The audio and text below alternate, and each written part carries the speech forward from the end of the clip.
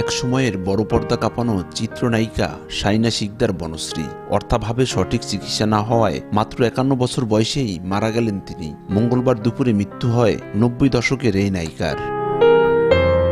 মমতাজ আলীর পরিচালনায় সোহরাব রুস্তম সিনেমায় ইলিয়াস কাঞ্চনের বিপরীতে অভিষেক ঘটে বনশ্রীর। এরপর একই বছরে ১৯৯৬ সালে মুক্তি পায় তার দ্বিতীয় সিনেমা মহাভূমিকম্প। সুভাষ ঘোষ পরিচালিত এই সিনেমায় দুই নায়ক মান্না ও আমিন খানের বিপরীতে অভিনয় করেন তিনি। এরপর নেশা, ভাগ্যের পরিহাস সহ আরও অনেক সিনেমায় একাধিক নায়কের সঙ্গে জুটি বেঁধে অভিনয় করেছেন। চলচ্চিত্রকার ফারুক ঠাকুরের মাধ্যমে সিনেমার জগতে আসেন বনশ্রী। একটি মামলায় ফারুক ঠাকুর গ্রেপ্তার হলে এই নায়িকার বিরুদ্ধে অনেক অভিযোগ তোলা হয়। ধীরে ধীরে মুখ ঘুরিয়ে নিতে থাকেন প্রযোজকরা। শুরু হয় অভাব আর কষ্টের সংসার। এক সময়কার জনপ্রিয় নায়িকার স্থান হয় রাজধানীর একটি বস্তিতে। জীবিকার জন্য রাস্তায় রাস্তায় ফুল আর বই বিক্রি করতে বাধ্য হন বনশ্রী। শেষে ঠাঁই হয় মাদারীপুরের শিবচরের মাতবরচরের একটি আশ্রয়ন প্রকল্পে।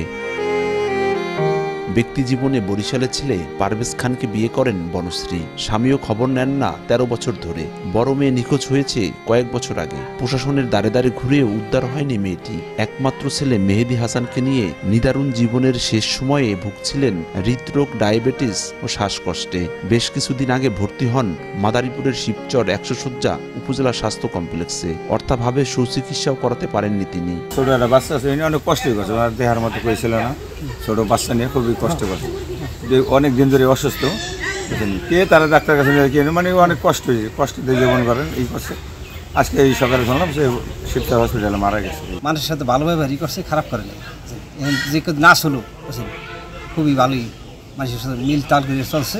একসাথে রয়েছি ৩ বছর অনেক কাছাকাছি একসাথে রয়েছি, আমাদের লগে চলছে, হাসি খুশি আছি। আমরা হঠাৎ করে শুনে আজকে মারা গেছে, শুনে আমার চোখে বানিয়ে গেছে। মাদারীপুরের শিবচর পৌরসভার গুয়াতলা এলাকার মুজিবর শিকদার ও সবুরজান রিনা বেগম দম্পতির ঘরে ১৯৭৪ সালের ২৩ আগস্ট জন্ম নেন এই চিত্রনায়িকা। সঞ্জয় কর্মকার, অভিজিৎ, সময় সংবাদ, মাদারীপুর।